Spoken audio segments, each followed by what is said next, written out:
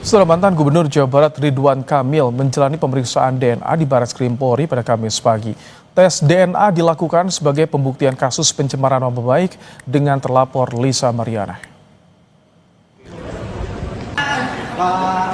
Ridwan Kamil menjalani tes DNA dengan prosedur pengambilan sampel darah dan air liur selama hampir 5 jam.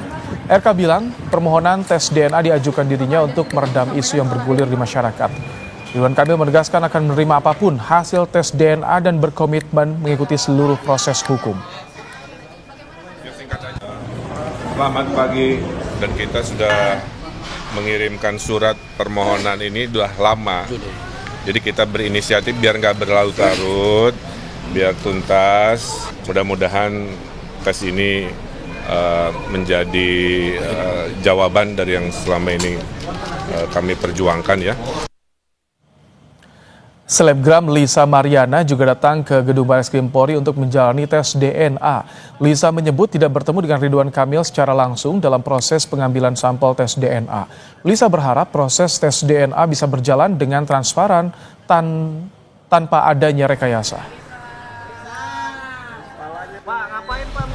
Sampel berjalan dengan lancar, alhamdulillah. Oh enggak. Beda lantai ya. Harapannya apa? Tapi berharap bertemu nggak Mbak tadi Mbak? Enggak. Asal ya sportif aja ya Bang ya, berjalan dengan lancar. Selebgram Lisa Mariana menggugat perdata Ridwan Kamil atas perbuatan melawan hukum ke Pengadilan Negeri Bandung pada 5 Mei lalu. Gugatan ini terkait hak anak yang diklaim Lisa sebagai anak Ridwan Kamil. Sebelumnya Ridwan Kamil juga telah melaporkan Lisa atas pencemaran nama baik ke Barreskrim Polri pada 18 April lalu. Ridwan Kamil dan Lisa Mariana telah jalani tes DNA. Apakah tes DNA ini menjadi akhir dari drama Ridwan Kamil dan Lisa Mariana?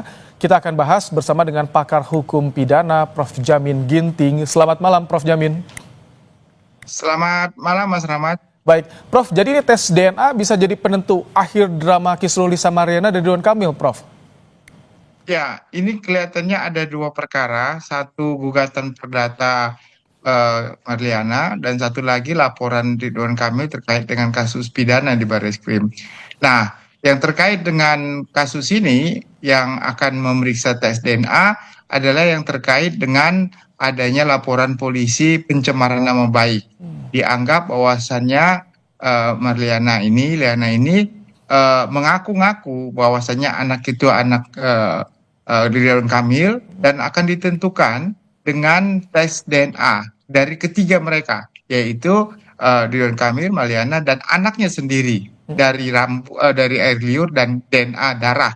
Nah, jadi kalau nanti ada dua kemungkinan identik bahwasanya itu sama dengan DNA dari ayah ibunya yang itu mereka berdua ini, maka apa yang disampaikan dalam gugatan itu menjadi alat bukti yang sah menyatakan bahwa Ridwan Kamil adalah anak ayah yang sah. Sedangkan kalau non identik ataupun tidak sama, maka nanti kasus pidana ini akan berlanjut dan kemungkinan besar kasus pencemaran nama baiknya juga bisa naik ke tingkatan penuntutan oleh kejaksaan begitu. Oke, ini kan jadi sebetulnya tes DNA bukan masuk bukti primer ya Prof, tapi ini cukup berpengaruh artinya pada perjalanan baik itu pidana juga perdatanya. Ya, ini karena terkait dengan pencemaran baik, terkait dengan adanya tuduhan bahwasannya anak hasil dari hubungan di luar nikah, ya, maka ini harus dibuktikan. Apa karena Ridwan Kamil sendiri merasa sudah tercemar waktu beberapa kali dia mengajukan diri sebagai calon gubernur atau dan reputasinya sebagai public figure merasa terganggu dan keluarganya juga terganggu dengan adanya isu-isu apakah itu perselingkuhan dan segala macam yang bisa menghasilkan suatu anak ya dari keturunan ini, sehingga nantinya selain dari bukti tes DNA ini ada bukti-bukti lain lagi apakah benar dia tercemar.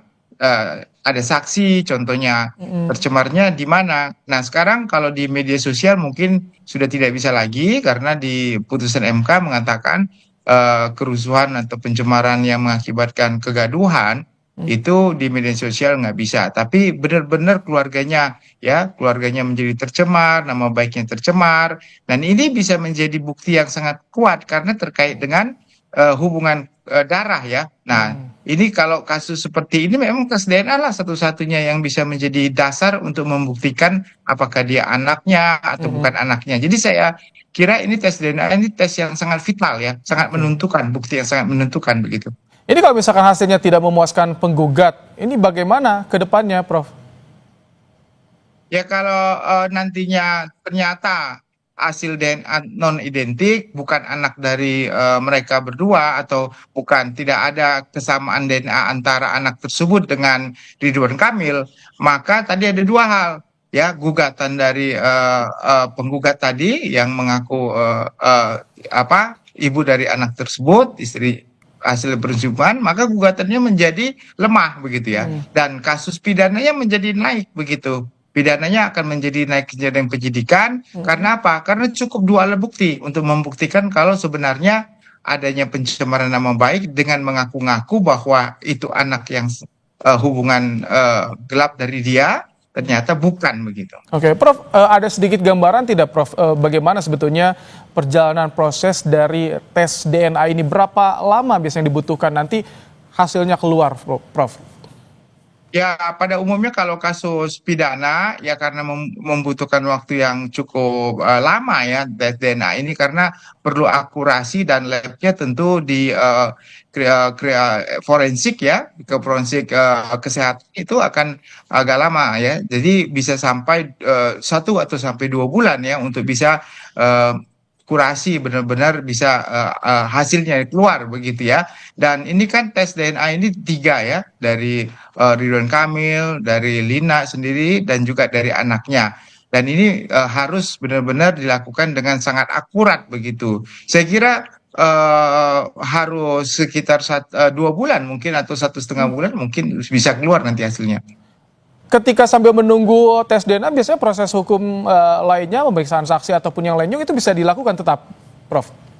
Ya, saya kira kasus gugatan perdatanya tetap berjalan, dan juga untuk kasus pidananya mungkin penyidik akan melakukan pemeriksaan atau pemanggilan terhadap para saksi-saksi untuk diperiksa, dan mungkin ada alat bukti lain yang bisa dijadikan dasar juga untuk menindaklanjuti kasus ini, tentu akan diperiksa juga. Jadi dengan adanya tes DNA ini bukan berarti semuanya berhenti dulu ya. Artinya semua tetap proses berjalan, karena ini ada 2. Nah, gugatan perdata dan laporan pidana ini tetap akan berjalan seperti biasa begitu, Mas Rahmat. Tetapi jawaban tanda tanya besarnya dengan tes DNA ini bisa menjawab ya akhir dramanya, Prof, sedikit saja.